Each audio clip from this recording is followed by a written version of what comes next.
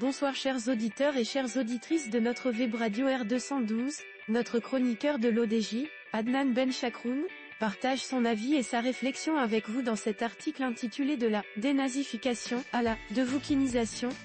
Le voici en podcast pour vous. Adnan Benchakroun ouvre sa réflexion en mettant en parallèle deux stratégies discursives de la manière suivante.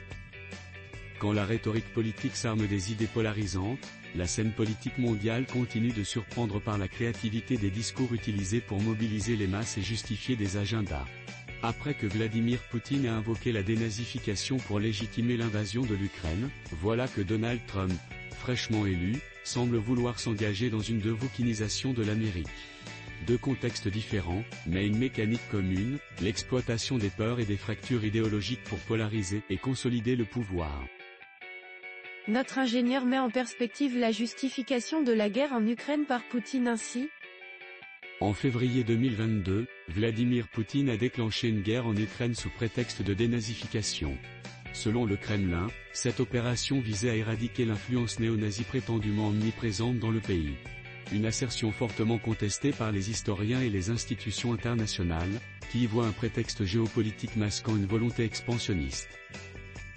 Adnan Benchakroun insiste sur l'impact de cette rhétorique sur l'opinion publique russe en disant « Ce discours s'est révélé efficace sur une partie de l'opinion publique russe, éveillant les souvenirs de la Seconde Guerre mondiale et capitalisant sur le sentiment nationaliste.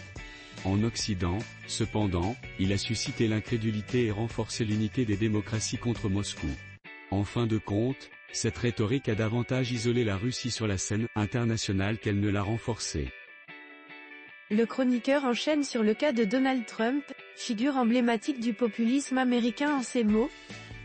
De son côté, Donald Trump, emblème du populisme américain, semble prêt à relancer sa croisade contre le wokisme. Ce terme, initialement utilisé pour désigner une prise de conscience des inégalités raciales et sociales, a été détourné par les conservateurs pour englober tous ceux qu'ils jugent excessifs dans les idées progressistes. Le discours de Trump sur la devoukinisation pourrait être interprété comme une tentative de recentrer l'Amérique sur des valeurs dites traditionnelles. Cette posture vise à séduire une base électorale frustrée par les évolutions sociales perçues comme rapides et imposées par une élite urbaine. Cependant, cette approche soulève des inquiétudes sur son potentiel à intensifier les divisions idéologiques au sein du pays. L'auteur approfondit sa réflexion en mettant en lumière une analogie troublante ainsi. Malgré des contextes radicalement différents, la dénazification de Poutine et la devoukinisation de Trump reposent sur une même logique, simplifier des problèmes complexes pour en faire des luttes existentielles. Dans les deux cas, ces récits polarisants jouent sur les émotions, qu'il s'agisse de nostalgie nationaliste ou de peur d'un changement culturel imposé. Toutefois, l'auteur met en garde contre les risques inhérents à ces stratégies politiques de cette manière. Cependant, les risques sont multiples. De telles rhétoriques renforcent les clivages internes et minent le dialogue démocratique, qu'il s'agisse d'une société russe déjà étouffée par la propagande ou d'une Amérique fracturée entre progressistes et conservateurs. Pour conclure, Adnan Benchakroun insiste sur le rôle crucial des citoyens et des médias en ces termes.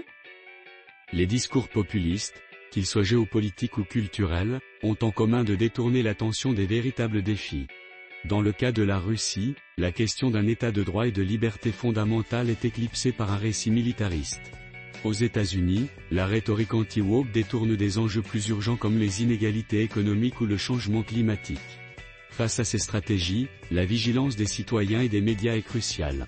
La manipulation des peurs et des fractures idéologiques, bien qu'efficace à court terme, fragilise les sociétés à long terme, posant un défi majeur pour la démocratie. Chers auditeurs de la web radio R212, merci d'avoir été à l'écoute de ce podcast et de partager avec nous ce moment d'échange et de découverte. Votre présence et votre fidélité sont notre plus belle récompense. On se dit à très bientôt, si vous le voulez bien. Avec toute notre gratitude, l'équipe de R212